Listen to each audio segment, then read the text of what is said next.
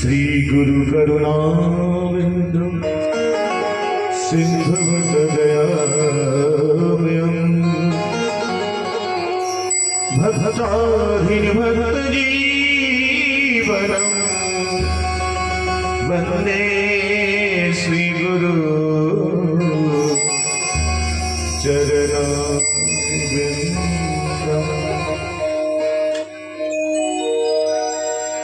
हे कृष्ण करुणा सिंधु दीनबंधु जगतपते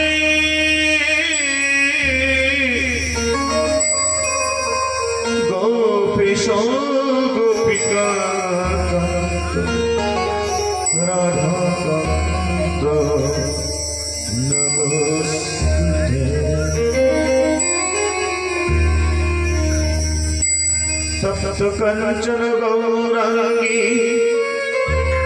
राधे वृंदावनेश्वरी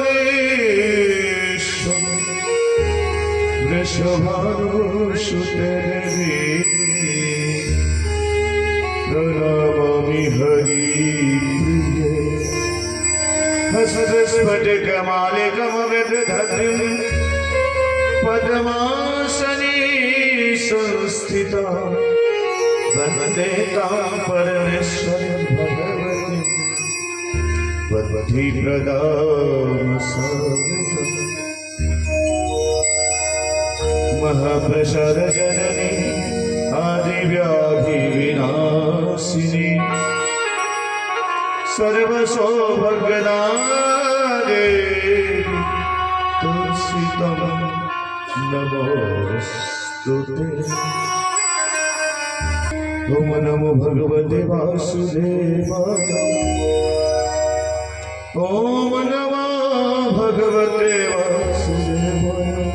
ओम नमो भगवते वासुदेवाय। बोलो श्रीमद् भागवत महापुराण नरसिंह महाराज सुखदेव जी महाराज सदगुरुदेव भगवान बालकृष्ण गोपाल राधा रानी जय जय श्री राधे। उपस्थित আমাদের সকলের মাঝে বিরাজমান আমার গোবিন্দের বাঙ্গময় স্বরূপ শ্রীমদ্ ভাগবত মহাপুরাণ, সেই অনাদির আদি গোবিন্দের চরণে আমরা সকলে আমাদের আত্মকে সমর্পণ করে মনকে তার চরণে নিযোগ করে আজকের আমরা মহাদেব ভাগবতীয় কথায় আমরা প্রবেশ করি।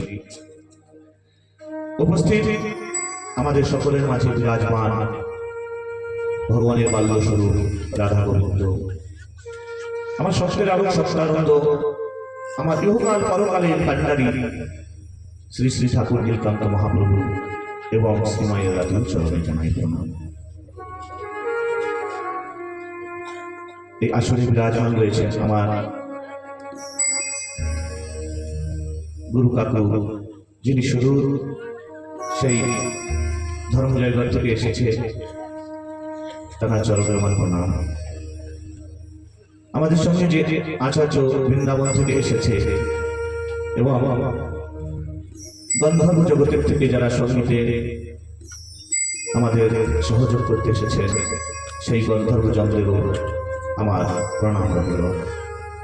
এবং এই আসরে বিরাজমান আমার গোবিন্দের সকল ভক্তবৃন্দ যারা এখানে এসেছে বা যারা এখনো পৌঁছতে পারেনি, এবং যে মুনি ঋষি দেব দেবতারা বিভিন্ন রূপে এই আসরে বিরাজমান রয়েছে, সকলের প্রাতঃ চরণে রইল শ্রদ্ধা ভক্তি প্রণাম।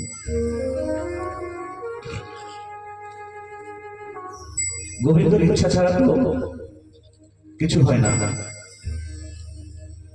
আমরা তো অনেক কিছু ব্যবস্থা করার চেষ্টা করি, প্ল্যান করি,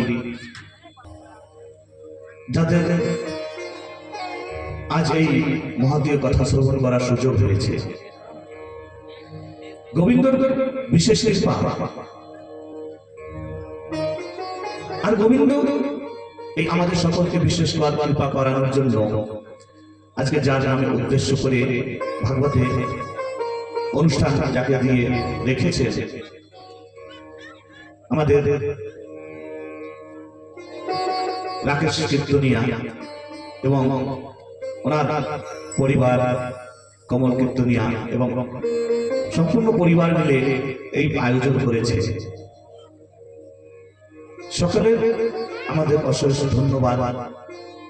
সকলে এনাদের জন্য ঠাকুরের কাছে কামনা করবেন যেন এনাদের মঙ্গল হয়, এবং বিশেষ করে যে উদ্দেশ্যে ওনার পিতার আত্মার কল্যাণ, বিগত বছর উনি দেহ ত্যাগ করেছেন, তাই বাৎসরিক উপলক্ষে 3 দিবসের ভাগবত প্রবচন রেখেছেন। তাই সবাই ঠাকুরের কাছে কামনা করবেন এই ভাগবত শ্রবণ করতে এসে তার জন্য মঙ্গল হয় এবং আমাদের সকলের জন্য মঙ্গল হয়। জয় শ্রী রাধে। যখন আমরা কথা প্রবেশ করার আগে একটু গুরু গোবিন্দের চরণে মনকে নিয়োগ করি। আসুন সবাই একসঙ্গে গুরুদেবের চরণে মন নিয়োগ করি, তারপরে কথায় প্রবেশ করি। জয় শ্রী রাধে।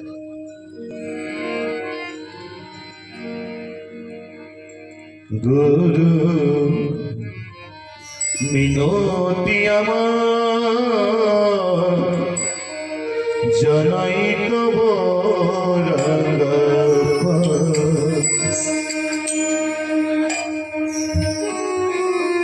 আমাদের ভগবানের চরণে পৌঁছানোর জন্য একমাত্র সহযোগী সাথী হচ্ছে গুরুদেব। তাই আমরা সর্বপ্রথমে গুরুদেবের চরণে স্মরণ নেই যে গুরুদেব এমন বুদ্ধি এমন জ্ঞান দান করুন যে জ্ঞানের দ্বারা আমরা গোবিন্দ চরণে পৌঁছাই। গুরু মিনতি আমার জানাই তব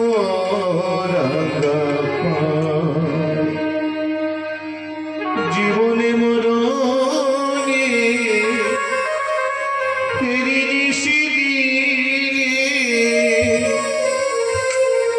শয়ন স্বপন হৃদয় জানাই তব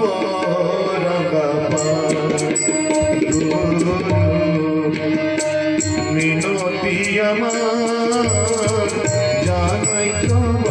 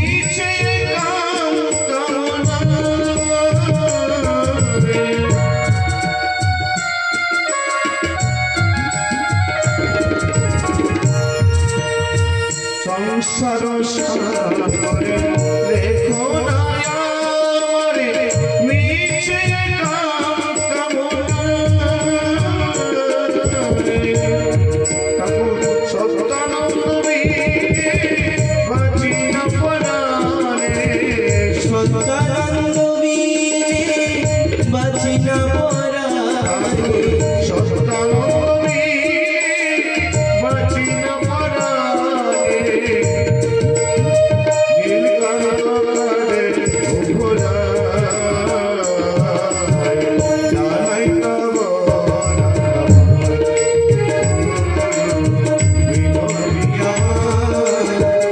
জানাই তব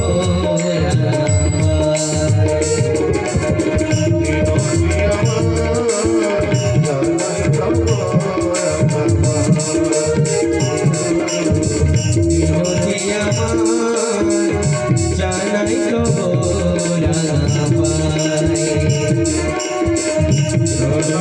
তব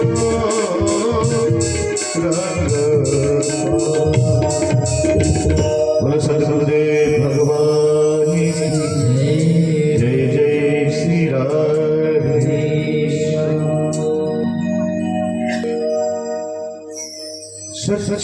सच्चिदानंद रूपाय विश्वोत्पत्त्यादि हेतवे तापत्रय विनाशाय श्री कृष्णाय वयं नमः।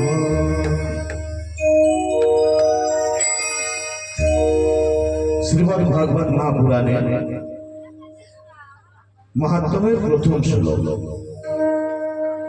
सच्चिदानंद रूपाय विश्वोत्पत्त्यादि हेतवे মানে এই গ্রন্থের যিনি মালিক, এই বঙ্গময় স্বরূপের যিনি মালিক, তার রূপ কেমন, তার গুণ কি, তিনি কি কাজ করেন। যখন আমরা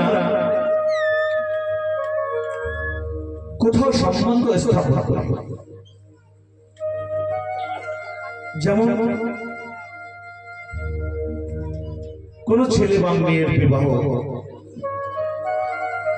পূর্বে সম্বন্ধ স্থাপন করতে গেলে আমরা যে পাত্র বা পাত্রী চয়ন করি তার বিষয়ে বিশেষ করে জানবার চেষ্টা করি।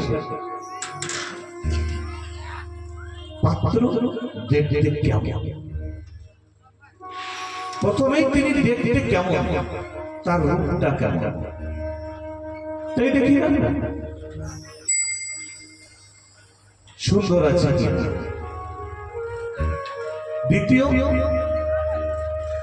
তিনি কি কাজ করেন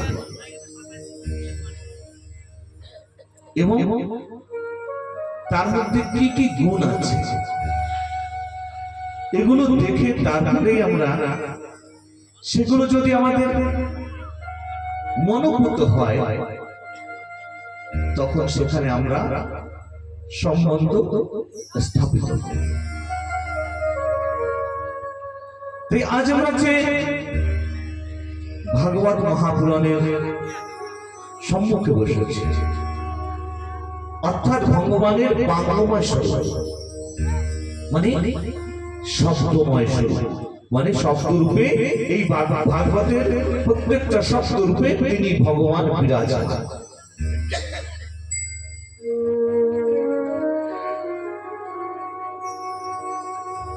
যেমন আমরা গুরুদেব করতে গেলে গুরুদেবের বিষয়ে আগে ভালোভাবে জানা, গুরুদেবের মধ্যে কি কি গুণ আছে, তার চলাফেরা কেমন, বিভিন্নভাবে তার বিষয়ে জানার পরে আমরা চেষ্টা করি যে তাকে গুরু করা যায় কিনা বা গুরু করার চেষ্টা করি এবং করি। তো যার সম্পর্কে আমরা বুঝেছি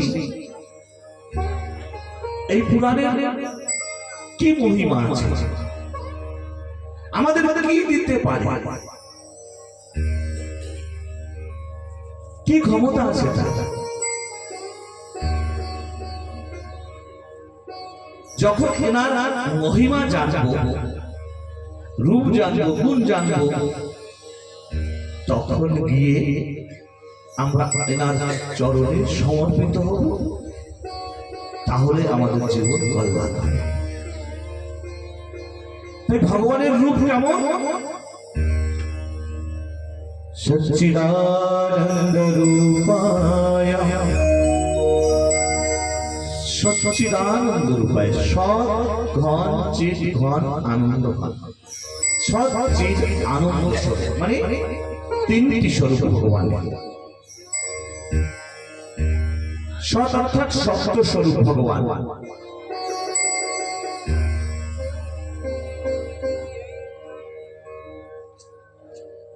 নীলকান্ত বাবা বলতেন যে কেহ যদি 12 বছর পর্যন্ত শুধু সত্য কথা বলতে পারে, মানে থেকে 12 বছর সত্য কথা যদি মুখ থেকে বলতে পারে, সে বাকসিদ্ধ হয়ে যাবে। মানে সে মুখ থেকে যা বলবে তাই বলবে। কিন্তু এত সহজ না কিন্তু সত্য কথা বলা। দিনে কতবার মিথ্যা কথা না চাইতে হয়ে যায়। সত্য অর্থাৎ সত্য মানে ভগবানকে জিহ্বায় বিরাজমান করা। মানে ভগবান যদি 12 বছর পর্যন্ত জিহ্বার পরে বিরাজমান থাকে, তাহলে তার কথা তো সফল হবেই। ভগবান সৎস্বরূপ এবং চৈতন্য স্বরূপ আর আনন্দ।